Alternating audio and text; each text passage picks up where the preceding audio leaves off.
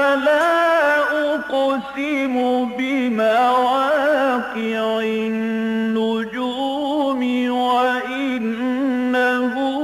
لقسم لو تعلمون عظيم إنه لقرآن كريم في كتاب مكنون لا يمسه إلا المطهرون تنزيل من رب العالمين.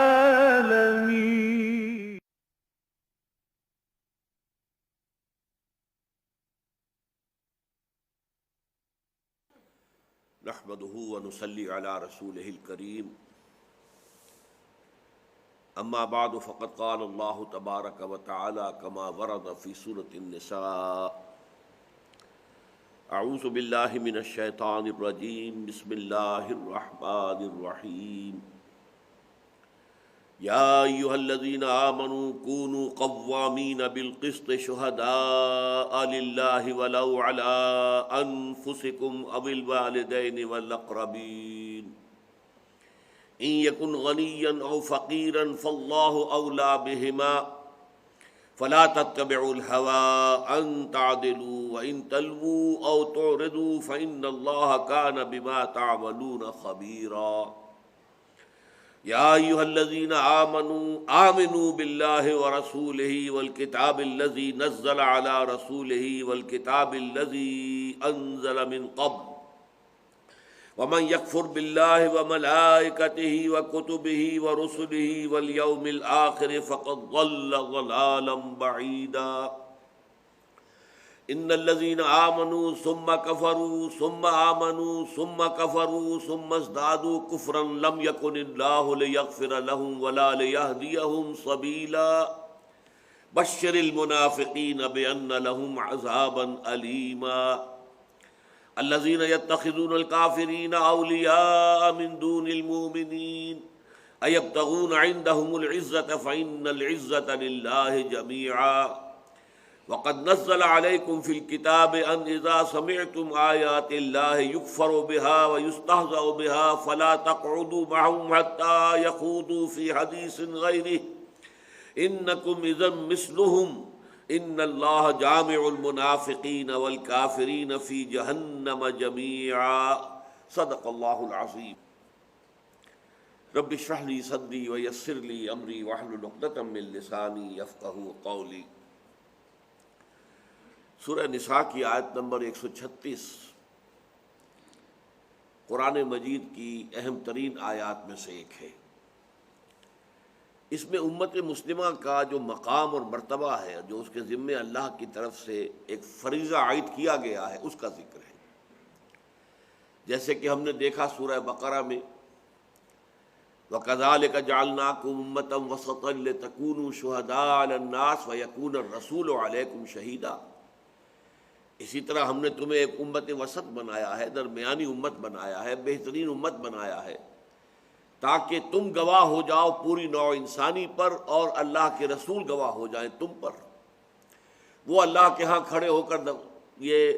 گواہی دیں گے قیامت کے دن کہ اللہ جو تیرا دین، تیری ہدایت میرے پاس آئی تھی، میں نے انہیں پہنچا دی تھی، اور یہی گواہی تمہیں دینی ہوگی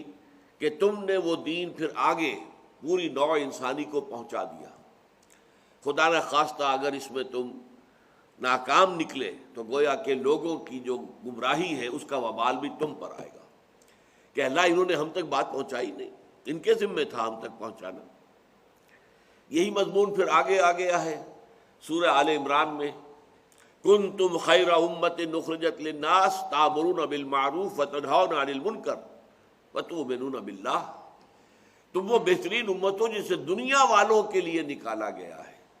دنیا کی دوسری قومیں اپنے لیے جیتی ہیں اور اپنے لیے محنت کرتی ہیں، اپنی فلاح، اپنی بہبود، اپنا غلبہ، اپنی قوت، لیکن یہ کہ تمہیں تو دنیا والوں کے لیے جینا ہے۔ ہم تو جیتے ہیں کہ دنیا میں تیرا نام رہے،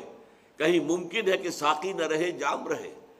تمہیں ساقی بننا، یہ جام ہدایت ہے قرآن مجید، اسے پوری دنیا میں پھرانا ہے، نیکی کا حکم دینا ہے، بدی سے روکنا ہے۔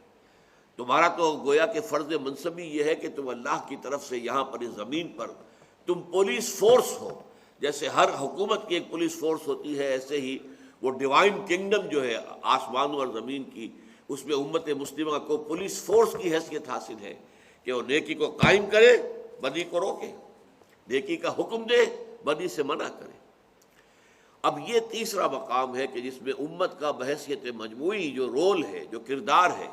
جو ذمہ داری اسے سونپی گئی ہے، وہ سامنے آ رہی ہے۔ اس سے اگلی صورت میں پھر یہی آیت ذرا مختلف ترتیب کے ساتھ سامنے آئے گی۔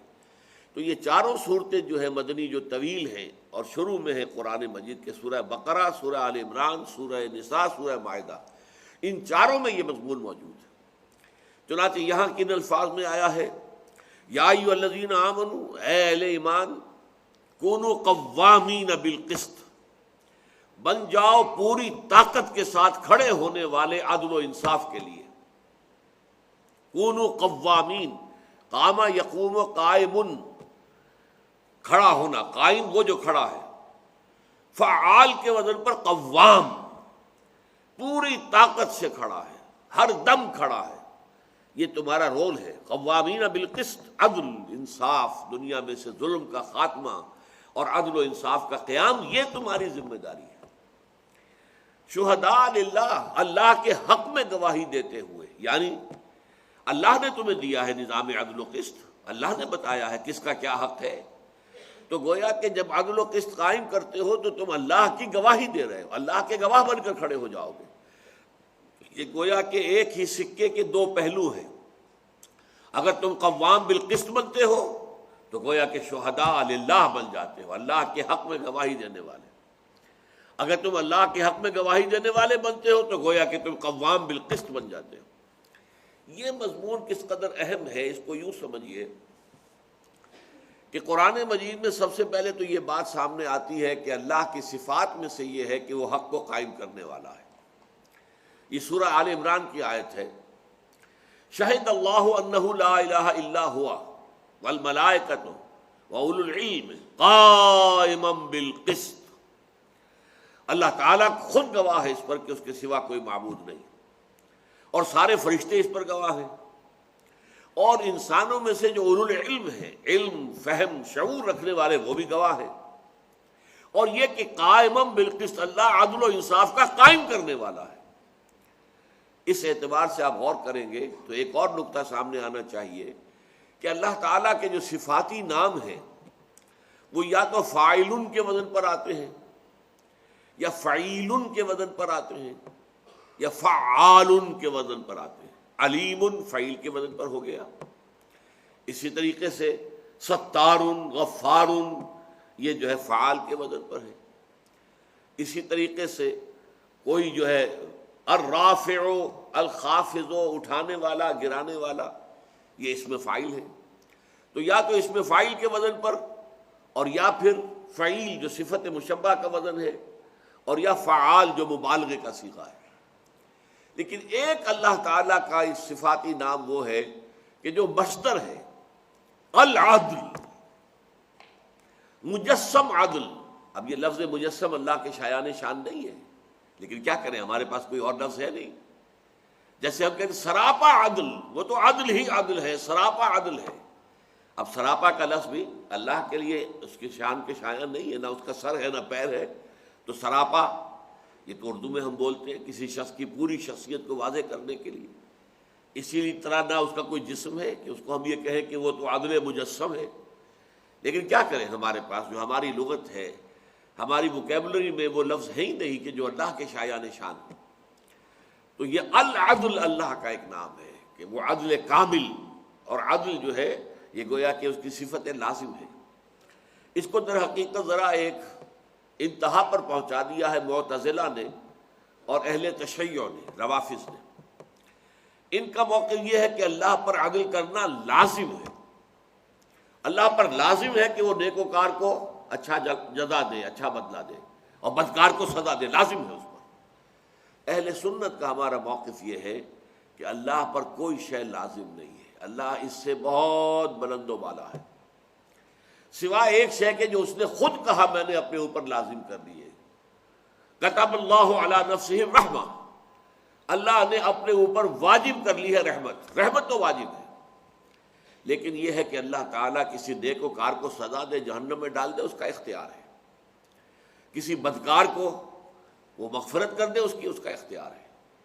اگرچہ ہم جانتے ہیں کہ وہ نیک وکاروں کو بدلہ دے گا، اچھا بدلہ دے گا، جزا دے گا، بدکاروں کو سزا دے گا، لیکن یہ اور بات ہے کہ وہ ایسا کرے گا، اور یہ اور بات ہے کہ ہم کہیں کہ ایسا کرنا اس پر لازم ہے۔ تو یہ در حقیقت معتزلہ کا اور اہل تشیع کا، روافض کا موقف ہے کہ اللہ پر لازم ہے عدل۔ تاہم اگر اس انتہا تک نہ جائیں تب بھی یہ بات تو ہے کہ عدل جو ہے اللہ تعالیٰ کی نمایاں صفات میں سے ہے۔ چنانچہ اسی کے ساتھ ہمیں یاد آ جانی چاہیے آیت سورہ حدید کی آیت نمبر 24، وہاں جو فرمایا گیا، بلکہ آیت نمبر 25 ہے غالباً، کہ اللہ تعالیٰ نے نبوت اور رسالت کا سلسلہ شروع ہی کیا اس لیے کہ لوگ عدل پر قائم ہوں۔ لقد ارسلنا رسلنا بالبینات وانزلنا معهم الکتاب والمیزان لیقوم الناس بالقسط، ہم نے اپنے رسولوں کو بھیجا ہے واضح تعلیمات کے ساتھ، واضح نشانیوں کے ساتھ، واضح معجزات کے ساتھ، ان کے ساتھ اپنی کتاب اتاری ہے، شریعت اتاری ہے، اور میزان اتاری ہے۔ اس سب کا مقصد کیا ہے؟ لیقوم الناس بالقسط، تاکہ لوگ عدل پر قائم ہوں، قسط پر قائم ہوں۔ یہ گویا کہ اگر یہی نہیں ہوتا اور صرف کتاب پڑھ کر ثواب لے لیا جائے تو یہ تو کوئی فائدہ نہ ہوا، پھر اس کتاب کے نازل کرنے کا فائدہ تو ہوگا تب جب کہ وہ نظام عدل جو اس نے دیا اسے قائم کیا جائے۔ لیقوم الناس بالقسط، تو گویا کہ اللہ کے ناموں میں سے العدل، قرآن میں لفظ آیا قائما بالقسط، انبیاء اور رسول کا سلسلہ کیوں ہے؟ لیقوم الناس بالقسط۔ اب یہاں پر امت جو ہے وہ اس کی اب سب سے بڑی یہ سمجھیے کہ آلہ ہے اللہ تعالیٰ کے ہاتھ میں، کہ اس امت کا کام اب ہے ظلم کا خاتمہ اور عدل و انصاف کا قیام۔ وہ بات جو ہے یہ سورہ نساء میں بھی آ رہی ہے اور پھر سورہ مائدہ میں بھی آئے گی۔ سورہ مائدہ میں اور اس صورت میں اس آیت میں بس تھوڑا سا فرق ہے کہ ترتیب الٹ دی ہے، اور ایک یہاں پر بات ایک اور انداز میں کہی گئی ہے مثبت انداز میں، وہاں منفی میں کہی گئی وہی بات، وہ میں ابھی آپ کے سامنے تقابل پیش کر دوں گا۔ یہاں کیا فرمایا؟ یا ایھا الذین آمنوا، اے اہل ایمان، کونوا قوامین بالقسط شہداء للہ، اے ایمان والو بن جاؤ پوری طاقت سے کھڑے ہونے والے، یہ فعال کا صیغہ آ گیا، قوام بالقسط، خود بھی قائم رہو قسط و عدل پر اور قائم کرو قسط اور عدل کو، شہداء للہ، اللہ کے حق میں گواہی دیتے ہوئے۔ اب ذرا نوٹ کیجئے گا، اس وقت وہ آیت تو سامنے آپ کے نہیں ہے، یہی مضمون سورہ مائدہ میں آیا، یا ایھا الذین آمنوا کونوا قوامین للہ شہداء بالقسط، صرف وہ دونوں چیزیں جو ہے ترتیب الٹ گئی، قوامین بالقسط شہداء للہ یہاں ہے، قوامین للہ شہداء بالقسط یہ سورہ مائدہ کی آیت نمبر 8 ہے۔ گویا کہ جو میں نے بات ابتدا میں عرض کی تھی کہ اللہ کے حق میں گواہی اور عدل و انصاف کا قیام، یہ ایک ہی سکے کے دو پہلو ہیں۔ آپ ادھر سے دیکھ رہے ہیں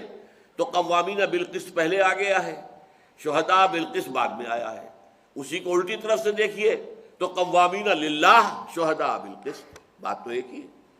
جب اللہ خود قائم بالقسط ہے، جب اللہ خود العدل ہے، تو اب جو امت اس کے ماننے والوں پر مشتمل ہے، اللہ کو مانتی ہے، اللہ پر ایمان رکھتی، اس کا فرض ہے کہ وہ دنیا میں عدل و انصاف کو قائم کرے اللہ کی حق میں گواہی دینے کے لیے، اس لیے کہ وہ خود عدل ہے، العدل، تو اس کے حق میں گواہی کیا ہوگی؟ یہی کہ اس کے نظام عدل و قسط کو قائم کیا جائے۔ اچھا، اب یہاں پر فرمایا گیا کہ تمہیں اس عدل و انصاف سے روکنے والی چیزیں کیا ہو سکتی ہیں؟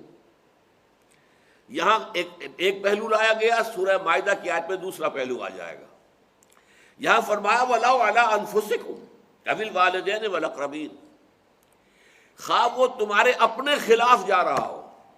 کوئی معاملہ ہے، کسی نے آپ کے خلاف دعویٰ کیا ہے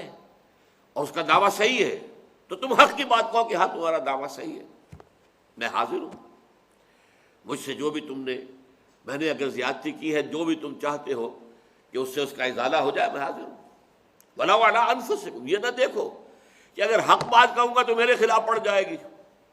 نہیں، وَلَوْ عَلَىٰ أَنفُسِكُمْ، خواہ وہ حق اور عدل اور انصاف کی بات تمہارے اپنے خلاف جا رہی ہو، اب الوالدین یا والدین کے خلاف جا رہی ہو، تم یہ کہو کہ صاحب نہیں میں یہ بات کیسے کہوں گا، یہ تمہیں میرے والدین کے خلاف چلی جائے گی۔ چنانچہ یہ مشہور واقعہ ہے،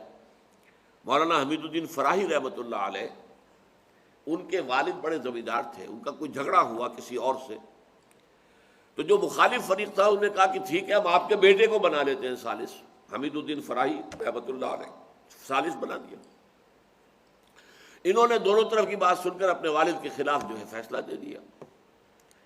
والد پھر ساری عمر ان سے ناراض رہے، لیکن ظاہر بات ہے کہ ایک شخص کے جو حق پر قائم ہے، اب وہ اس لیے کہ میرے والد ہیں میں اپنے والد کے حق میں فیصلہ دوں لازماً، یہ نہیں، جو حق بات ہے وہ کہہ دیے، چاہے وہ والد کے خلاف جا رہی ہو۔ تو تمہیں عدل و انصاف پر قائم رہنا ہے، تمہیں عدل و انصاف کو قائم کرنا ہے، خواہ وہ عدل و انصاف کی بات تمہارے اپنے خلاف جائے یا تمہارے والدین کے والاقربین خواہ اور قرابت داروں کے خلاف جائے۔ اچھا دیکھیے یہ بات تو ایک طرف آئی، سورہ مائدہ کی آیت نمبر 8 میں کیا ہے؟ یا ایھا الذین آمنوا کونوا قوامین للہ شہداء بالقسط ولا یجرمنکم شنآن قوم علی الا تعدلوا اعدلوا ھو اقرب للتقوی۔ کسی قوم کی دشمنی تمہیں اس پر آمادہ نہ کر دے کہ تم عدل و انصاف کے خلاف فیصلہ دو۔ یہاں ہے تمہاری محبت آڑے نہ آ جائے، اپنے مفاد کی محبت، اپنے والدین کی محبت، اپنے قرابت داروں کی محبت، کہیں وہ نہ آڑے آ جائے کہ تم عدل و انصاف کے راستے سے ہٹ جاؤ۔ وہاں فرمایا کسی کی دشمنی نہ تمہیں اس پر آمادہ کر دے، الا اللہ تعدلوا کہ تم عدل سے کام نہ لو، اعدلوا عدل سے کام لو، وہ اقرب للتقوی وہی تقوی سے مناسب تر ہے۔ تو یہ آیت 135 سورہ نساء کی اور آیت نمبر 8 سورہ مائدہ کی، یہ بالکل ایک دوسرے کا ریسیپروکل ہے،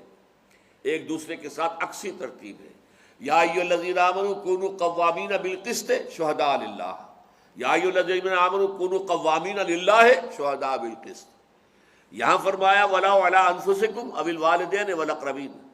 وہاں فرمایا لَا يَجْرِمَنَّكُمْ شَنآنُ قَوْمٍ عَلَىٰ أَلَّا تَعْدِلُوا، ایسا نہ ہو کہ کسی قوم کی جو ہے نفرت اور دشمنی تمہیں اس پر آمادہ کر دے کہ تم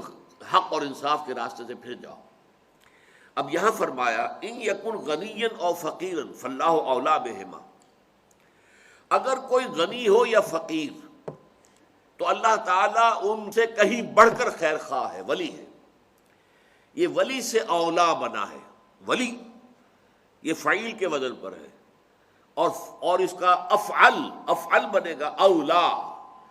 وہ میرا ولی ہے تو اس سے آگے بڑھ جائے گا اولا، میرا بہت ہی زیادہ ولی ہے، بہت بڑا ولی ہے، بہت بڑا پشت پناہ ہے، بہت بڑا حمایتی ہے، بہت بڑا مددگار ہے۔ اب یہاں کیا بات ہے، یہ بھی نفسیاتی بات ہے، بھائی ٹھیک ہے اس مقدمے میں حق بات تو یہ ہے کہ اس امیر آدمی کا حق ہے، لیکن یہ غریب ہے، چلو اس کی غربت کا خیال کر کے اس کے حق میں فیصلہ دو، غلط بات۔ تم اس غربت کے اور کسی کے امیر ہونے کے ٹھیکیدار نہیں، تمہیں عدل پر قائم رہنا ہے۔ باقی اللہ تعالیٰ اس غنی کا بھی ولی ہے اور اس جو فقیر ہے اس کا بھی ولی ہے، وہ ان کی مصلحتیں وہ خود دیکھے گا، تم نہیں ہو اس مقام پر کہ تم یہ طے کرو کہ یہ بیچارہ غریب ہے، اسے کوئی ڈگری مل جائے گی، اس کے حق میں ہو جائے گا، اسے کوئی جائیداد کا ٹکڑا مل جائے گا تو اچھا، قطعاً نہیں۔ نہ تو یہ چیز تمہیں روکے کہ میرے والد کے خلاف جا رہی ہے بات، میں کیسے کہوں، میرے اپنے مفاد پر زد پڑ رہی ہے کیسے کہوں، میرے رشتہ داروں کے مفاد پر زد پڑتی ہے میں کیسے کہوں، اور نہ یہ کہ غنی اور فقیر کے درمیان فرق کر کے تم بیٹھ جاؤ کہ میں فقیر کا ساتھ دوں اور اپنی جگہ پر یہ سوچو کہ میں تو بڑا نیکی کا کام کر رہا ہوں، ایک امیر کے بجائے غریب کے ساتھ۔ لیکن حق اگر اس معاملے میں غنی کے ساتھ ہے تو تمہیں حق کا ساتھ دینا، جیسے کہ عربی میں ایک مقولہ ہے در مع الحق ہے سدار، تمہیں تو حق کے ساتھ رہنا ہے، جدھر حق مڑے تم بھی مڑ جاؤ،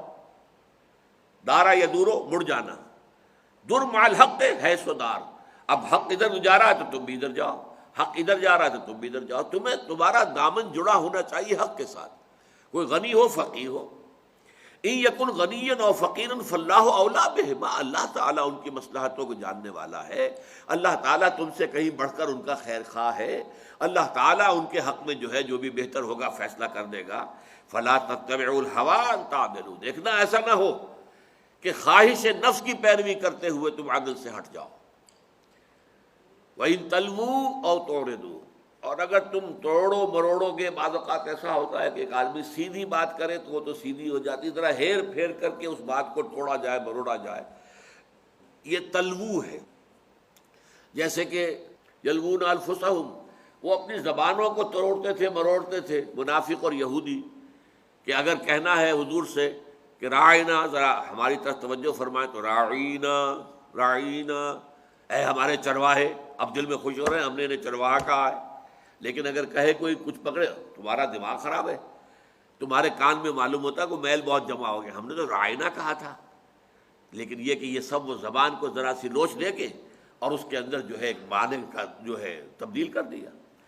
تو ایسا نہ کرو، وَإِن تَلْوُوا أَوْ تُعْرِضُوا، یا اعراض کرو گے حق کے راستے سے، کنارہ کشی کرو گے،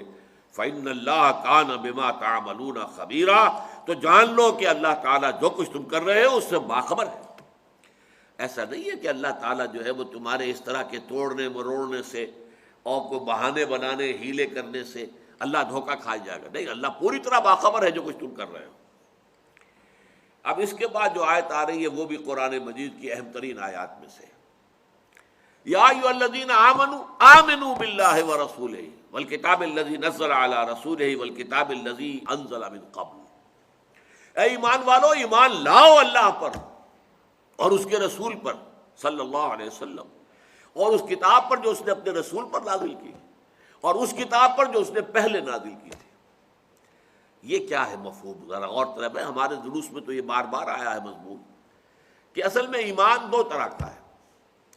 ایک ایمان ہے جو زبان پر تو ہے دل میں نہیں ہے، زبان سے کہہ رہے ہیں آمنت باللہ وملائکتہ وکتبہ ورسلہ والیوم الآخر والقدر خیرہ وشرہ من اللہ تعالی والبعث بعد الموت، زبان سے کہہ رہے ہیں اشہد ان لا الہ الا اللہ واشہد ان محمد رسول اللہ، دل میں نہیں ہے۔ اب دل میں نہ ہونے کی دو کیفیتیں ہو سکتی، ایک تو یہ کہ دل میں کچھ بھی نہیں ہے، دل خالی ہے، ایک یہ کہ دل میں نفاق ہے۔ دل میں نفاق جو ہے یہ ایک منفی ویلیو ہو گئی، اور دل میں کچھ نہ ہونا یہ زیرو ویلیو ہے۔ میں عرض کیا کرتا ہوں کہ یوں سمجھیے جیسے گراف بناتے ہیں ہم، درمیان میں زیرو، اس کے رائٹ سائڈ پہ +1 +2 +3 +4 +5 پلس انفینٹی، بائیں طرف -1 -2 -3 -4 -5 انفینٹی۔ تو ایک پلس ویلیو ہے ایمان، دل میں ایمان ہے +1 ہے یا +2 ہے یا +3 ہے، بہت بڑا ایمان، بہت زیادہ ایمان، پلس انفینٹی ابو بکر والا ایمان، محمد الرسول اللہ والا ایمان صلی اللہ علیہ وسلم، اور ادھر مائنس، یہ منافقت ہے۔ منافقت درجہ اول کی بھی ہو سکتی، درجہ دوم کی بھی، درجہ سوم کی بھی، -1 -2 -3، ان دونوں کے مابین ایک زیرو لیول ہے، ایک ایسی کیفیت قلب کی کہ نہ ایمان ہے اور نہ ہی نفاق ہے، نہ مائنس ویلیو ہے نہ پلس ہے، تو کیا ہے؟ زیرو ہے۔ یہ دونوں کیفیتیں جو ہے اس میں کور ہو جائیں گی کہ اگر تمہارے دل میں نفاق ہے، معاذ اللہ دل کو ٹلوڈ لو، اس کی اصلاح کی فکر کرو، اور اگر نفاق نہیں ہے الحمدللہ، لیکن یہ کہ یقین والا ایمان بھی نہیں ہے، دل میں وہ یقین بھی نہیں ہے، ان دونوں کیفیتوں میں خطاب کیا جا رہا ہے۔ اے وہ لوگوں جو ایمان قانونی کا تقاضا تو پورا کر چکے ہو، تم نے کہہ دیا اشہد ان لا الہ الا اللہ واشہد ان محمد رسول اللہ، ایمان کا قانونی تقاضا پورا ہو گیا، تم مسلمان ہو، اور کوئی دوسرا شخص یہ نہیں کہہ سکتا تم مومن نہیں ہو۔ ہم پڑھ چکے لستا مومنا، کبھی نہ کہنا کسی کو تم مومن نہیں ہو، اس لیے کہ تمہیں کیا پتا اس کے دل میں کیا ہے۔ ہم تو نہیں طے کر سکتے کہ اس کے دل میں ایمان ہے یا نہیں ہے، تو اللہ جانتا ہے، دل کا معاملہ تو اللہ تعالیٰ کے علم ہے، ہمارے علم میں تو نہیں ہے، لیکن ہم اسے کہیں گے ٹھیک ہے۔ لیکن جو شخص خود اپنے دل کو ٹٹولے اور محسوس کرے کہ نہیں ہے، یا جو منافق ہے، اس سے کہا جا رہا ہے آمنوا باللہ ورسولہ، ایمان لاؤ جیسا کہ ایمان لانے کا حق ہے، اللہ پر بھی، اس کے رسول پر بھی، اور اس کتاب پر بھی جو اس نے اپنے رسول پر نازل کی ہے صلی اللہ علیہ وسلم، یعنی حضور پر، یعنی یہ قرآن مجید،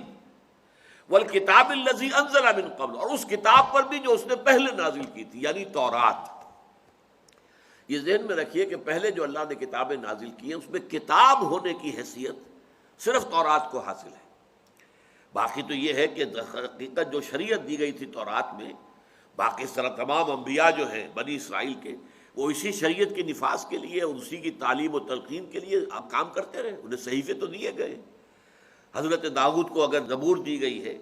یا حضرت عیسیٰ کو انجیل دی گئی ہے، انجیل میں حکمت ہے، اخلاقی تعلیمات ہے، قانون تو نہیں ہے۔ قانون تو شریعت یا تو موسیٰ کی تھی یا محمد کی ہے صلی اللہ علیہ وسلم علیہ الصلوۃ والسلام۔ شریعت حضرت موسیٰ کی شریعت تھی اور آج بھی ہے، یہودی اس کے علمبردار ہے، ان میں سے بہت سے لوگ اس شریعت پر عمل کرتے ہیں۔ سبت کا حکم ابھی تک اس کی پوری پابندی کرنے والے سارے یہودی نہیں ہیں، جیسے سارے مسلمان عملی مسلمان نہیں ہیں، ایسے سارے یہودی بھی سیکولر یہودی بھی ہے، لیکن یہ کہ یہودی ہے، لیکن جو ان میں مذہبی یہودی ہیں وہ تو واقعہ یہ ہے کہ تمام شریعت پر عمل کرنے والے وہ ذبیحہ ہی کھائیں گے۔ انہی کی وجہ سے پورے یورپ کے اندر جو ہے وہ کوشر میٹ کا علیحدہ تصور ہے، اور ہوائی جہازوں میں آپ کو کوشر جو ہے کھانا علیحدہ ملتا ہے، کیونکہ وہ یہودیوں کے طریقے پر، اور یہودیوں کا اور مسلمانوں کا طریقہ ایک ہی ہے ذبح کرنے کا، کہ یہ گردن کے سافٹ پارٹس کٹے، یہ ہڈی جو ہے یہ نہ کٹے، حرام مغز جو ہے انٹیکٹ رہے، تاکہ جسم کے اندر پھر جو ہے وہ تناؤ اور کھچاؤ پیدا ہو، جیسے کہ آپ نے دیکھتے ہیں، آپ ذبح کرتے ہیں بکرے کو، پھر وہ جو ہے جس طریقے سے کہ اس کے اندر پیدا ہوتی ہے، ٹینشنز پیدا ہوتے ہیں، تو اس سے کیا ہوتا ہے کہ بلڈ سکویز آؤٹ ہو جاتا ہے تمام ٹیشوز سے، اور اگر پوری گردن اڑا دو اب بلڈ نہیں نکلے گا، چونکہ وہ اسپائنل کارڈ جو ہے حرام مغز جسے ہم کہتے ہیں وہ بھی کٹ گئی، لہذا اب اس کے اندر وہ رائگرز پیدا نہیں ہوں گے، اور خون جو ہے وہ نجس ہے، تو جسم کے اندر اگر خون رہ گیا تو وہ گوشت جو ہے وہ حرام ہو گیا، جب نکل گیا تو وہ حلال ہے۔ تو یہودیوں کا اور ہمارا ایک ہی طریقہ ہے۔ اسی طریقے سے یہود کے ہاں بھی سود حرام ہے، لیکن انہوں نے شکل یہ نکال لی کہ غیر یہودی سے سود لینا جائز ہے۔ جیسے ہمارے ہاں بھی ایک رائے ہے کہ دارالحرب میں سود لینا دینا جائز ہے، یہ بھی اب وہ دارالحرب کی بھی بڑی عجیب عجیب قسم کی تعریفیں کر دی گئی ہیں۔ ہمارے یہاں کے ایک بہت بڑے صاحب جو ہے مشہور، وہ جا کے امریکہ میں کیا آئے کہ تو دارالحرب ہے، یہاں پہ آپ سود کا لین دین کر سکتے ہیں۔ خدا کے بندو، دارالحرب تو وہ ہوتا تھا جہاں لڑائی ہو رہی ہو، وہاں کون سی لڑائی ہو رہی ہے؟ وہ تو دارالامن ہے، آپ کہہ سکتے ہیں نہ دارالاسلام ہے نہ دارالحرب ہے، دارالامن ہے، تو وہاں پر آپ دارالحرب کے احکام تو نہیں نافذ کر سکتے۔ بہرحال میں عرض یہ کر رہا تھا کہ کتاب جو ہے در حقیقت قرآن سے پہلے صرف وہ تورات ہے۔ ویسے تو اس سے پہلے صحف ابراہیم بھی آئے ہیں، لیکن قرآن مجید ان کا دو جگہ ذکر تو کرتا ہے، لیکن ہمیں معلوم ہے کہ دنیا میں آج کوئی کتابیں ایسی نہیں ہیں، صحیفے نہیں ہیں جن کو ہم جانتے ہو کہ یہ صحف ابراہیم ہے۔ تورات تو ہے، چاہے محرف ہے، تحریف شدہ ہے تو صحیح نا، انجیل ہے، زبور ہے، چاہے تحریف شدہ ہے لیکن ہے، لیکن صحف ابراہیم کا ہمیں معلوم ہی نہیں۔ ذاتی رائے میری یہ ہے کہ ہندوؤں کے پاس جو اپنشد ہیں وہ میرے خیال میں صحف ابراہیمی کی بگڑی ہوئی شکل ہے، واللہ عالم، لیکن اس کو میں یقین سے نہیں کہہ سکتا۔ جب تک کہ کوئی حدیث مرفوع نہ ہوتی، جب تک کہ قرآن مجید میں تذکرہ نہ ہوتا، کوئی شخص نہیں کہہ سکتا۔ بہرحال ایک گمان ہے، خیال ہے۔ تو یہاں فرمایا یا ایھا الذین آمنوا آمنوا باللہ ورسولہ والکتاب الذی نزل علی رسولہ والکتاب الذی انزل من قبل۔ اب تمہیں دیکھ لو، ٹٹول لو، تمہارے دلوں میں وہ ایمان حقیقی ہے یا نہیں، وہ یقین قلبی ہے یا نہیں۔ اگر نہیں ہے تو کسی اور چیز کے بارے میں سوچنے سے پہلے اس پر غور کرو کہ وہ یقین پیدا کر۔ مجھے وہ شعر یاد آ گیا، یقین پیدا کرے ناداں یقین سے ہاتھ آتی ہے، وہ درویشی کے جس کے سامنے جھکتی ہے فغفوری۔ اب ظاہر بات ہے یقین ہوگا تو آپ عمل کریں گے، یقین ہوگا تو آپ جہاد کریں گے، یقین ہوگا تو آپ اللہ کی راہ میں جان دینے کو سب سے بڑی کامیابی سمجھیں گے۔ یقین نہیں ہے تو آپ خود اپنے عمل میں بھی کچے ہوں گے۔ جہاد کرنا تو بہت دور کی بات ہے، اور موت سے تو بھاگیں گے، ہر طرح سے بچنے کی کوشش کریں گے، لیکن یہ کہ اگر یقین ہے تو پھر دین پر عمل بھی ہوگا، یقین ہے تو پھر اللہ کی راہ میں جہاد بھی ہوگا، یقین ہے تو شہادت کی موت کی سب سے بڑھ کے تمنا ہوگی۔ شہادت ہے مطلوب و مقصود مومن، نہ مال غنیمت نہ کشور کشائی۔ جب یہ یقین نہیں ہے اور اس یقین والے ایمان کی ڈیفینیشن جو ہے ہم بہت دفعہ پڑھ چکے ہیں، سورہ الحجرات کی آیت نمبر 15 میں ہے، اس لیے کہ آیت نمبر 14 میں اسلام اور ایمان کو علیحدہ کر دیا۔ قالت الاعراب آمنا قل لم تؤمنوا، اے نبی یہ بدو دعویٰ کر رہے ہیں کہ ہم ایمان لے آئے، آپ ان سے کہہ دیجئے تم ایمان ہرگز نہیں لائے ہو، ولکن قولوا اسلمنا، ہاں یہ کہہ سکتے ہو کہ ہم اسلام لے آئے، مسلمان ہو گئے۔ ولما يدخل الايمان في قلوبكم، ابھی تک ایمان تمہارے دلوں میں داخل نہیں ہوا۔ یہاں فرق ہو گیا کہ ایک ایمان وہ ہے جو ٹپ آف دی ٹنگ پر ہے، ایک ایمان وہ ہے جو راسخ ہو گیا، دل میں اتر کر جم گیا۔ اسی سورہ حجرات میں صحابہ کرام کے بارے میں کہا گیا وَلَكِنَّ اللَّهَ حَبَّبَ إِلَيْكُمُ الْإِيمَانَ وَزَيَّنَهُ فِي قُلُوبِكُمْ، اللہ نے تو تمہارے نزدیک ایمان کو بہت محبوب کر دیا ہے اور تمہارے دلوں میں کھبا دیا ہے، مزین کر دیا تمہارے قلوب کو اس سے۔ تو یہ ایمان جو ہے اس کی تعریف کیا ہے؟ انما المؤمنون الذين آمنوا بالله ورسوله ثم لم يرتابوا وجاهدوا باموالهم وانفسهم في سبيل الله، حقیقی مومن تو صرف وہ ہیں جو ایمان لائیں اللہ پر اور اس کے رسول پر، پھر شک ہرگز نہ کریں، یقین بن جائے، اور وہ اس کا عملی ثبوت کیا ہوگا؟ جہاد کریں اللہ کی راہ میں اپنی مالوں کے ساتھ، اپنی جانوں کے ساتھ۔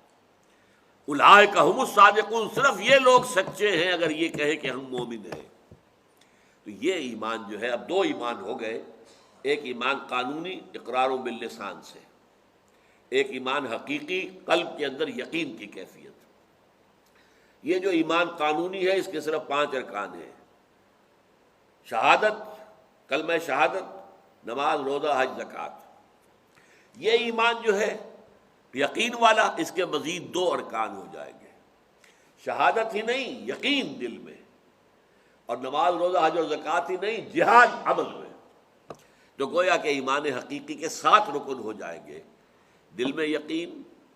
زبان پر شہادت، نماز، روزہ، حج، زکوٰۃ اور جہاد فی سبیل اللہ۔ یہ ہے ایمان۔ تو اے قانونی ایمان کے حاملو، ایمان حقیقی لاؤ، ایمان حقیقی ایمان حاصل کرو اللہ پر، اس کے رسول پر اور اس کتاب پر جو اس نے اپنے رسول پر نازل کی، اور اس کتاب پر جو اس نے پہلے نازل کی تھی۔ اور یہاں ذرا فرق دیکھیے، قرآن کے لیے کہا گیا نزل، الذی نزل علی رسولہ، اور تورات کے بارے میں انزل۔ اب یہ بھی 2 فرق ہو گئے، نزول کی 2 شکلیں۔ یہ میں نے بہرحال مضمون واضح کیا ہے کہ اعلام کے معنی ہے کسی کو کوئی چیز بتا دینا، تعلیم کے معنی کسی کو کوئی چیز سکھانا۔ آپ نے بتائی، پھر پوچھا بھائی سمجھ گئے ہو یا نہیں سمجھے ہو، ذرا امتحان بھی لے لیا، اچھا بتاؤ ہم نے کیا کہا تھا، معلوم ہوا کہ نہیں پورا نہیں سمجھا، پھر سمجھایا، پھر سمجھایا، پھر سمجھایا، یہ تعلیم کہلاتی ہے۔ اور بتا دیا، ہم نے تو کہہ دیا بھائی تم سے، ہما علینا الا البلاغ، ہمارے ذمے سوائے پہنچا دینے کی ذمہ داری نہیں، یہ اعلام ہے۔ انزال کسی شے کو ایک ہی مرتبہ اتار دینا، تنزیل رفتہ رفتہ تدریجاً پورے اہتمام کے ساتھ اتارنا، یہ تنزیل ہے۔ قرآن حضور پر 23 برس میں نازل ہوا ہے، تھوڑا تھوڑا تھوڑا تھوڑا تھوڑا تھوڑا تھوڑا تھوڑا۔ اگرچہ شب قدر میں پورا قرآن لوح محفوظ سے سمائے دنیا تک اتار دیا گیا تھا، اس کے لیے انزال آتا ہے۔ شہر رمضان الذی انزل فیہ القرآن انا انزلناہ فی لیلۃ القدر، یہاں انزال آ رہا ہے اس لیے کہ پورا قرآن لوح محفوظ سے وہ سمائے دنیا تک نازل کر دیا۔ پھر یہاں سے تھوڑا تھوڑا حضرت جبرائیل وقت کی ضرورت کے مطابق نازل کرتے رہے اللہ کے حکم کے تحت، یہ ہے تنزیل۔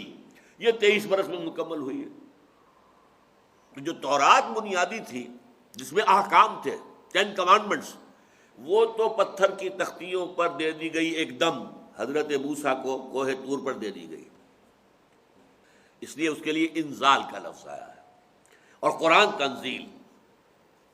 یا ایھا الذین آمنوا آمنوا باللہ ورسولہ والکتاب الذی نزل علی رسولہ والکتاب الذی انزل من قبل ومن یکفر باللہ، اور جو کوئی کفر کرے گا اللہ پر، وملائکتہ، اس کے فرشتوں سے، وکتبہ، اور اس کی کتابوں سے، ورسلہ، اور اس کے رسولوں سے، والیوم الآخر، اور پچھلے دن سے، یعنی قیامت کا وہ دن، یوم القیامہ، جس میں حساب کتاب ہوگا، جزا و سزا کے فیصلے ہوں گے، فقد ضل ضلالا بعیدا، تو وہ تو گمراہ ہو گیا اور گمراہی میں بہت دور نکل گیا۔ یہاں جو ہے وہ ایمان کے جو آرٹیکلز آف فیتھ جن کو ہم کہیں گے، قرآن مجید میں مختلف جگہوں پر آئے ہیں، مختلف انداز میں آئے ہیں۔ جیسے سورہ بقرہ میں لیس البر ان تولوا وجوہکم قبل المشرق والمغرب ولکن البر من آمن باللہ والیوم الآخر والملائکۃ والکتاب والنبیین، 5 آرٹیکلز آف فیتھ وہاں پر آ گئے۔ اور اسی طرح سورہ بقرہ کی جو لاسٹ بٹ 1 آیت ہے، آمن الرسول بما انزل الیہ من ربہ والمؤمنون کل آمن باللہ وملائکتہ وکتبہ ورسلہ، اسی طریقے سے یہاں آ رہا ہے کہ ایمان جو ہے وہ کن کن چیزوں پر درکار ہے، ان میں سے کسی ایک چیز کا انکار بھی ٹوٹل کا انکار ہوگا۔ اگر آپ فرشتے کا انکار کرتے ہیں تو ٹوٹل کا انکار ہو گیا، اور بدقسمتی سے یہ کام وہ قومی اعتبار سے تو یقیناً ہماری بہت قابل احترام شخصیت ہے سر سید احمد خان مرحوم،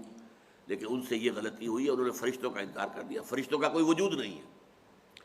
یہ تو فورسز آف دی نیچر کو فرشتے کہہ دیا گیا ہے، کوئی فرشتوں کا کوئی مشخص وجود نہیں ہے،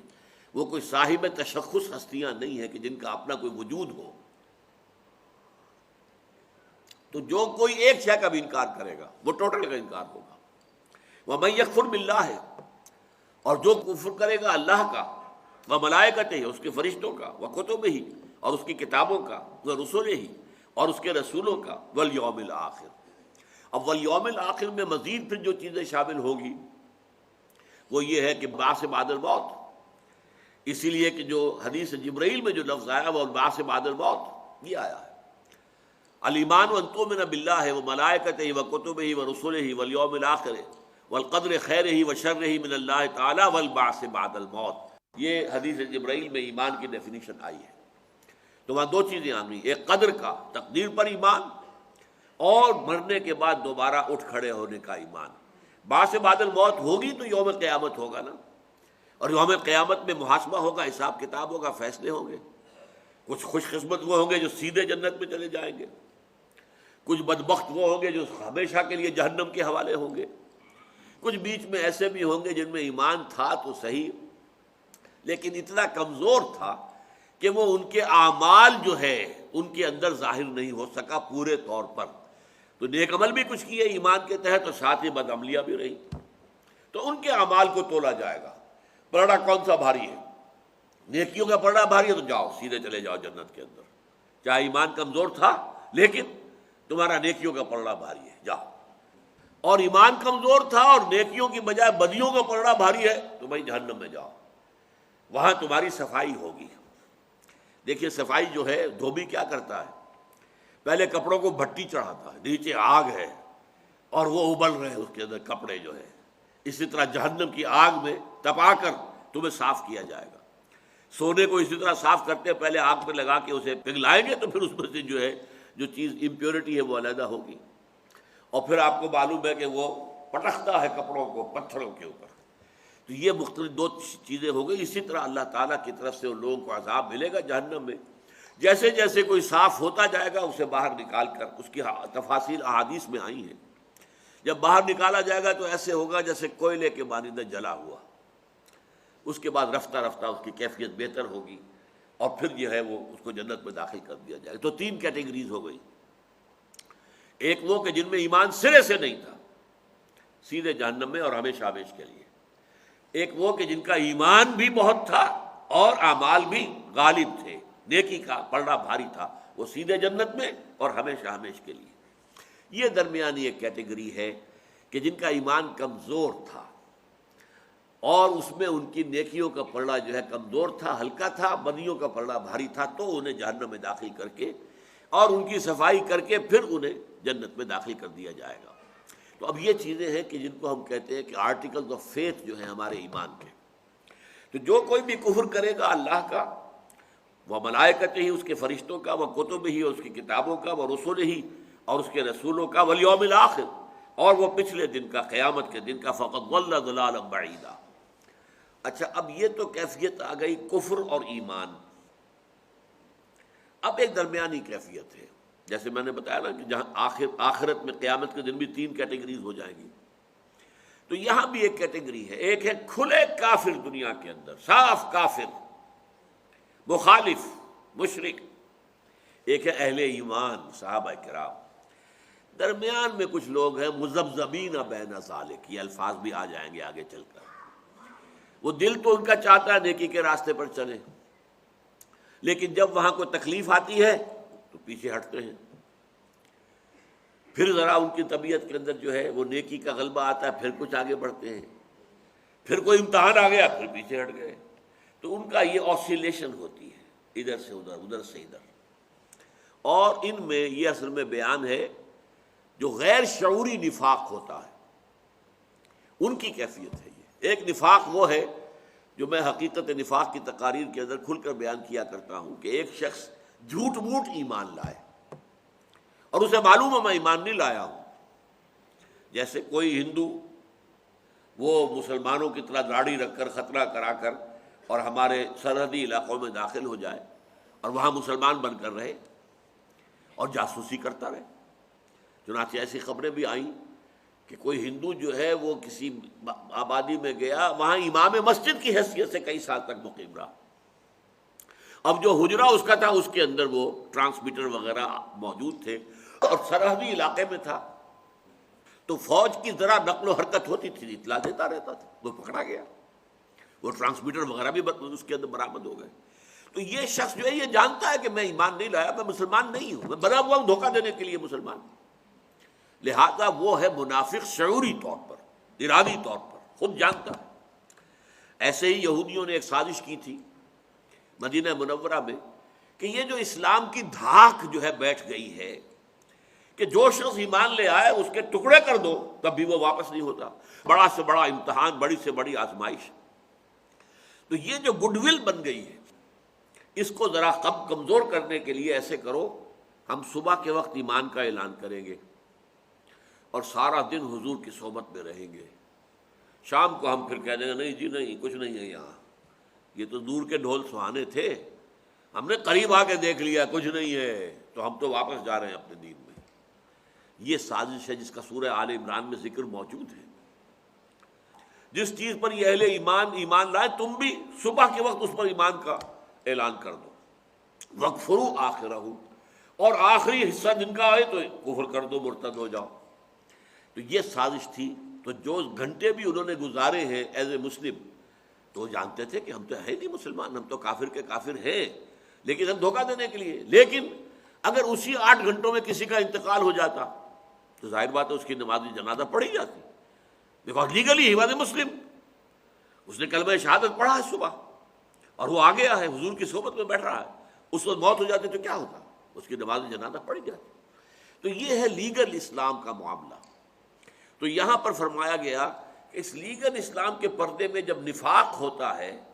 اور یہ انسان جو ایمان لایا تھا دھوکہ دینے کے لیے نہیں، دل سے ایمان لایا تھا، صحیح سمجھ کے ایمان لایا تھا، لیکن پھر جب تکالیف آئیں، مصیبتیں آئیں، انفاق کا مطالبہ آیا، قتال کا مطالبہ آیا، اب وہ جو ہے ویورنگ ہے، کچھ آگے بڑھے کوئی پیچھے ہٹ گئے، کچھ آگے بڑھے پھر کوئی پیچھے ہٹ گئے۔ اس کا نقشہ کھینچا گیا ہے اس میں، اس آیت جو آ رہی ہے، ان الذین آمنوا ثم کفروا ثم آمنوا ثم کفروا ثم ازدادوا کفرا لم یکن اللہ لیغفر لهم ولا لیہدیہم سبیلا۔ بے شک وہ لوگ جو ایمان لائے پھر کافر ہو گئے، پھر ایمان لائے پھر کافر ہو گئے، پھر وہ کفر میں بڑھتے چلے گئے۔ اب یہ دیکھیے بڑا خوبصورت نقشہ ہے، کوئی شخص پانی میں ڈوب رہا ہو تو آپ نے دیکھا ہوگا نیچے گیا پھر ایک دفعہ آیا، پھر ڈبکی گئی پھر ایک دفعہ آیا، پھر گیا تو گیا، پھر نیچے کا نیچے رہ گیا۔ تو یہ جو ہوتا ہے، ایک ایمان تو آیا تھا، انہیں سمجھ میں آیا تھا کہ ہاں بات ٹھیک ہے، یہ جو محمد کہہ رہے ہیں ٹھیک ہے، ہمارا دل بھی گواہی دیتا ہے ٹھیک ہے، ایمان لے آئے، لیکن جب آئی تکلیف، جب آئی مصیبت، جب آیا مطالبہ انفاق فی سبیل اللہ کا، جہاد فی سبیل اللہ کا، قتال فی سبیل اللہ کا، تو اب پیچھے ہٹے۔ لیکن یہ پیچھے ہٹنا بھی ایک دم نہیں ہوتا، پہلے یہ ہے کہ ہٹ گئے تھے تو آ کے معافی مانگ لی، اے نبی مجھ سے غلطی ہو گئی، میں نہیں جا سکا جنگ میں، آپ میرے لیے استغفار کریں، اللہ تعالیٰ مجھے معاف کر دیں۔ اس وقت تک تو ہم کہیں گے کہ یہ نفاق نہیں ہے، یہ ضعف ایمان ہے، ایمان کی کمزوری کی علامت۔ اس سے آگے بڑھ کر جھوٹے بہانے بنانے شروع کر دیے، میری یہ مجبوری ہے، میرا یہ معاملہ ہے، میری بیمار ہے، اس کو دیکھنے والا کوئی نہیں ہے، حضور میں نہیں جا سکتا۔ اچھا جاؤ، مت جاؤ، بیٹھ جاؤ۔ حضور کو معلوم ہوتا تھا کہ یہ جھوٹ بول رہا ہے، لیکن یہ کہ آپ کہتے تھے شرافت اور مروت کی بنیاد پر کہ ٹھیک ہے جی بیٹھے آپ۔ یہ اب نفاق شروع ہو گیا۔ اب اس کے بعد اگلی منزل آتی ہے کہ اب وہ جھوٹی قسمیں کھانا، خدا کی قسم ہے میری یہ مجبوری ہے، میرا یہ معاملہ ہے۔ اب یہ نفاق دوسری شکل میں چلا گیا، دوسری سٹیج پر۔ تیسری سٹیج یہ ہوتی ہے کہ پھر دشمنی ہو جاتی ہے۔ جو اس وقت کے امیر ہیں، یعنی حضور تھے اس وقت کے امیر مسلمین، امیر جماعت، ان سے دشمنی اور اہل ایمان سے دشمنی،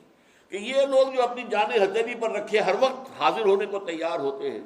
کہ یہی پکارا کھڑے ہو گئے، چل پڑے۔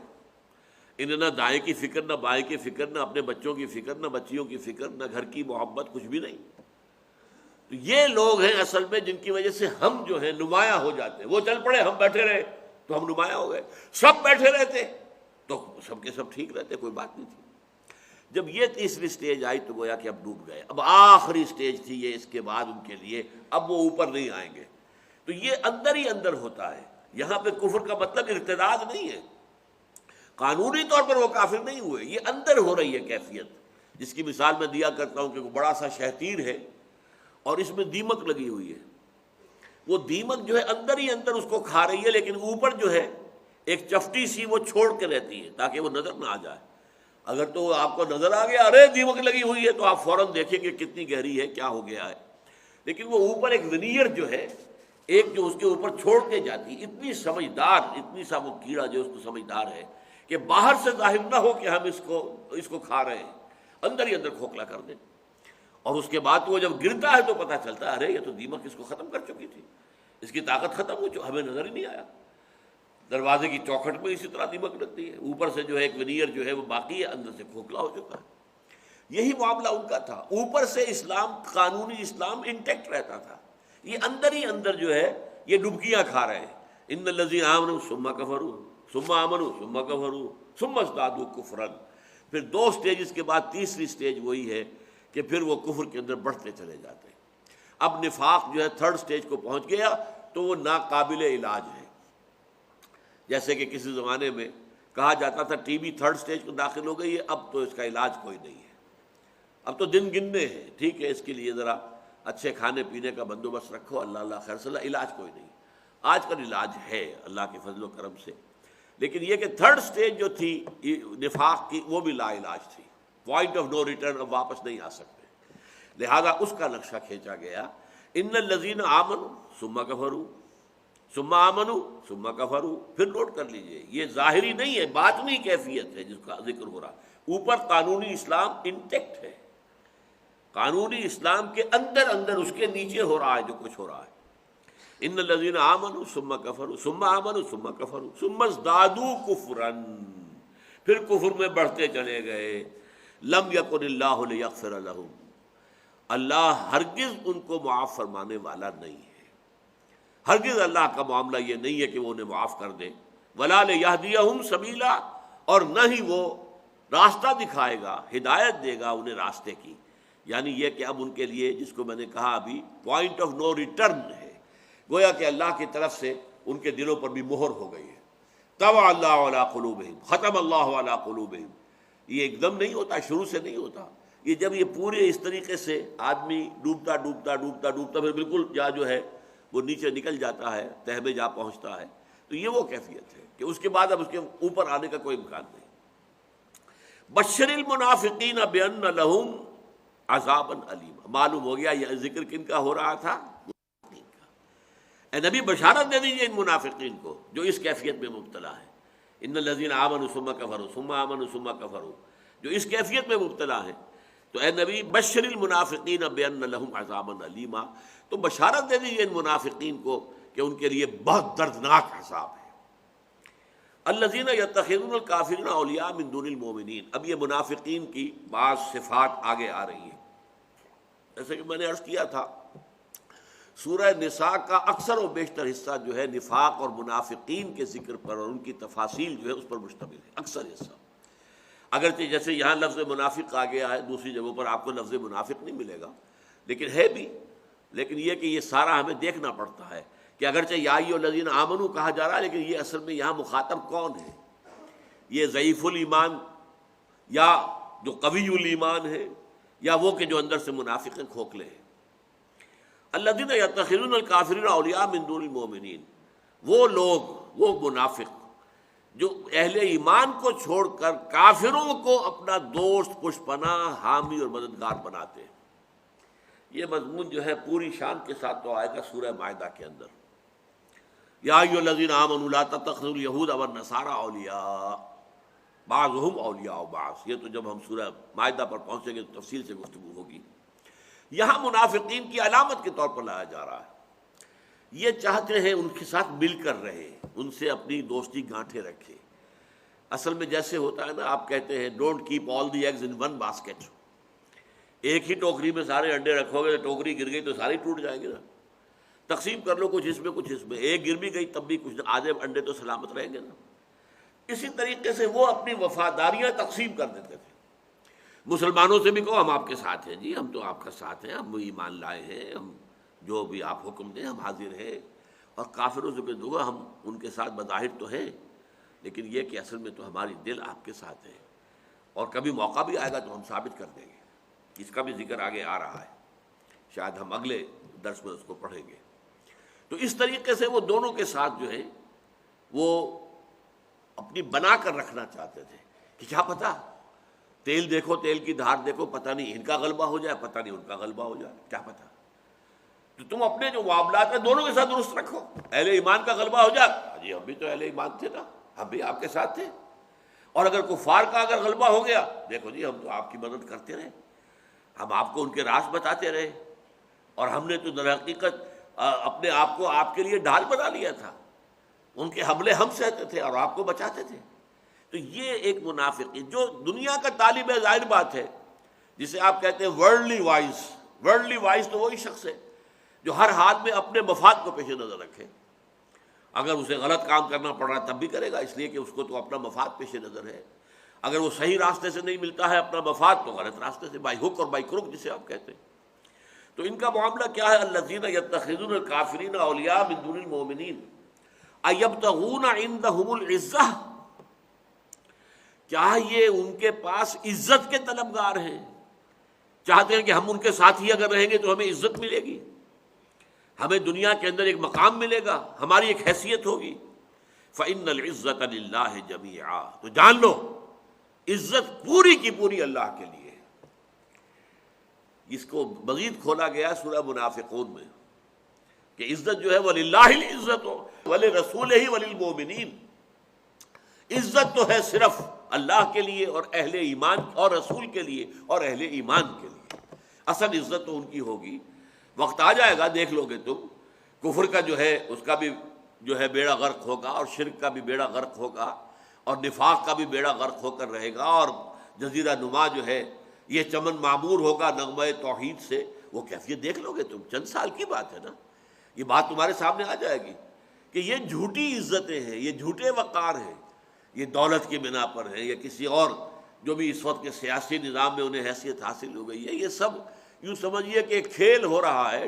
یہ اس کے ایکٹرز ہیں۔ جیسے کھیل ختم ہوگا تو معلوم ہوگا کچھ بھی نہیں، یہ ایکٹر کے طور پر بنے ہوئے تھے بادشاہ، اور یہ ایکٹر کے طور پر بنے ہوئے تھے وزیر اعظم، ان کی تو حیثیت کچھ بھی نہیں۔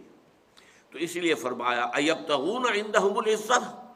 کیا یہ ان کے پاس جو اس قدر ان سے مل جل کر رہنا چاہتے ہیں تو عزت کے متلاشی ہیں۔ فإن العزة للہ جمیعا، تو جان لو کہ عزت تو اللہ ہی کے لیے ہے کل کی کل۔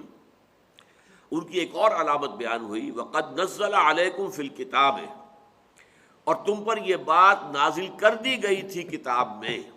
اللہ نے نازل کر دی تھی یہ ہدایت کتاب میں۔ اس سے مراد ہے سورہ انعام کی ایک آیت، وہ ابھی میں کوٹ کر دوں گا آپ کو، کہ ان سے کیا کہا گیا تھا، ان اذا سمعتم آیات اللہ یکفر بہا ویستہزأ بہا، کہ اہل ایمان جب تم سنو کہ اللہ کی آیات کا انکار کیا جا رہا ہے یا استہزاء کیا جا رہا ہے۔ یہ کافر لوگ جو ہوتے تھے وہ اپنی محفلوں میں مذاق اڑایا کرتے تھے، لو جی آج محمد نے یہ کہہ دیا صلی اللہ علیہ وسلم، یہ کہہ دیا 19 فرشتے ہیں جہنم کے اوپر، تو 19 تو کوئی زیادہ نہیں ہے، ان میں سے ایک نے کہا بھائی 10 کے لیے تو میں کافی ہوں اکیلا، باقی 9 کی تم فکر کر لینا۔ اس طرح سے مذاق ہنسی مذاق میں اڑایا کرتے تھے۔ اب اگر کوئی منافق ہے ان کے پاس بیٹھا رہتا ہے، سنتا رہتا ہے، نہ کوئی احتجاج کرتا ہے نہ وہاں سے اٹھ کر جاتا ہے۔ اچھا احتجاج کرے گا تو مار پڑ جائے گی، تو کم سے کم یہ تو کرے نا کہ وہاں سے اٹھ کے چلا جائے۔ یہ حکم تھا جو سورہ انعام میں آ گیا تھا، مکی صورتوں میں۔ وہ کیا ہے وہ میں آیت آپ کو سنا رہا ہوں۔ وَإِذَا رَأَيْتَ الَّذِينَ يَخُوضُونَ فِي آيَاتِنَا، جب تم دیکھو کہ ان لوگوں کو جو ہماری آیات میں مین میخ نکال رہے ہیں، فَأَعْرِضْ عَنْهُمْ، تو ان سے اعراض کر لو، ہٹ جاؤ وہاں سے، حَتَّى يَخُوضُوا فِي حَدِيثٍ غَيْرِهِ، یہاں تک کہ وہ کسی اور بات میں مشغول ہو جائیں۔ یعنی یہ کہ مومن صادق کا ظاہر بات ہے اسے تعلق توڑنا تو نہیں ہے، ان تک حق پہنچانا ہے، دعوت و تبلیغ کرنی ہے۔ اگر بالکل مقاطعہ کر دیں تو پھر کیسے موقع ملے گا دعوت و تبلیغ کا؟ لیکن یہ کرو کہ جب ایسا ہو رہا ہو تب ان کے پاس مت بیٹھو، وہاں سے اٹھ کر چلے جاؤ۔ اذا رأيت الذين يخوضون في آياتنا فأعرض عنهم حتى يخوضوا في حديث غيره، یہاں تک کہ وہ کسی اور معاملے کے اندر، اب ان کی گفتگو کا رخ جو ہے وہ بدل جائے، پلٹ جائے، کسی اور معاملے پر بات کر رہے ہیں، تو اس وقت تک کے لیے تم ان سے کنارہ کشی اختیار کیے رکھو۔ وَإِمَّا يُنْسِيَنَّكَ الشَّيْطَانُ، اور اگر کہیں تمہیں شیطان بھلا ہی دے، اس محفل میں بیٹھے تھے، تمسخر شروع ہو گیا ہے حضور کے بارے میں اور قرآن کے بارے میں، تمہیں یاد نہیں رہا کہ ہماری تو ہدایت یہ تھی، پھر اچانک درمیان میں یاد آ گیا کہ یہ تو غلط کام میں کر رہا ہوں۔ وَإِمَّا يُنْسِيَنَّكَ الشَّيْطَانُ فَلَا تَقْعُدْ بَعْدَ الذِّكْرَىٰ مَعَ الْقَوْمِ الظَّالِمِينَ، تو جب بات یاد آ جائے تو پھر مزید مت بیٹھنا، پھر بھی بیٹھو گے تو پھر مجرم ہوگے، پھر اللہ تعالیٰ کے یہاں حساب ہو جائے گا، پھر تم سے پوچھا جائے گا، تو you will be responsible, you will be held accountable۔ یہی بات یہاں پر دہرا دی گئی ہے۔ وَقَدْ نَزَّلَ عَلَيْكُمْ فِي الْكِتَابِ أَنْ إِذَا سَمِعْتُمْ آيَاتِ اللَّهِ يُكْفَرُ بِهَا وَيُسْتَهْزَأُ بِهَا فَلَا تَقْعُدُوا مَعَهُمْ حَتَّى يَخُوضُوا فِي حَدِيثٍ غَيْرِهِ، یہ بات تم پر نازل کر دی گئی تھی کہ جب تم دیکھو سنو اللہ کی آیات کا انکار بھی کیا جا رہا ہے اور مذاق اڑایا جا رہا ہے، تو مت بیٹھو ان کے ساتھ یہاں تک کہ وہ کسی اور بات میں مشغول ہو جائیں۔ اِنَّكُمْ إِذًا مِثْلُهُمْ، اگر تم وہاں بیٹھے رہو گے تو ان جیسے ہی ہوگے، تم بھی اللہ کے نزدیک ان جیسے ہوگے، ان کے ساتھ شمار کیا جائے گا۔ یعنی بے حمیت ہو، بے غیرت ہو، تم اللہ کا مذاق اڑ رہا ہے، اللہ کی کتاب کا مذاق اڑ رہا ہے، اللہ کی آیات کا مذاق اڑ رہا ہے، اللہ کے نبی کا، اور پھر بیٹھے ہوئے تو وہاں پر، تو یہ ایمانی غیرت تمہارے اندر نہیں ہے، پھر اللہ تعالیٰ تمہیں انہی میں شمار کرے گا۔ تمہارا حساب جو ہے، اور یا یہ مانی ہے کہ اگر تم اس طرز عمل پر قائم رہے تو پھر اللہ تمہیں بھی ویسا ہی کر دے گا۔ تمہارے اندر سے ایمان کی اگر حمیت اور غیرت ختم ہوئی ہے تو پھر ایمان بھی ختم ہو جائے گا۔ انکم اذا مثلہم، پھر تم انہی جیسے ہو جاؤ گے۔ ان اللہ جامع المنافقین والکافرین فی جہنم جمیعا، اور اللہ تعالیٰ لازماً جمع کر کے رہے گا منافقوں اور کافروں کو جہنم میں، سب کو۔ یعنی یہ منافق قانونی اعتبار سے مسلمان ہیں، دنیا میں اہل ایمان کے گروہ میں شامل ہیں، ان کا لیگل اسلام ایکنالجڈ ہے، قبول ہے، لیکن آخرت میں ان کا انجام جو ہوگا وہ کافروں کے ساتھ ہوگا۔ دنیا میں یہ مسلمانوں کے ساتھ، آخرت میں کافروں کے ساتھ۔ ان اللہ جامع المنافقین والکافرین فی جہنم جمیعا، یقیناً اللہ تعالیٰ جمع کر کے رہے گا ان تمام کافروں اور منافقوں کو جہنم کے اندر۔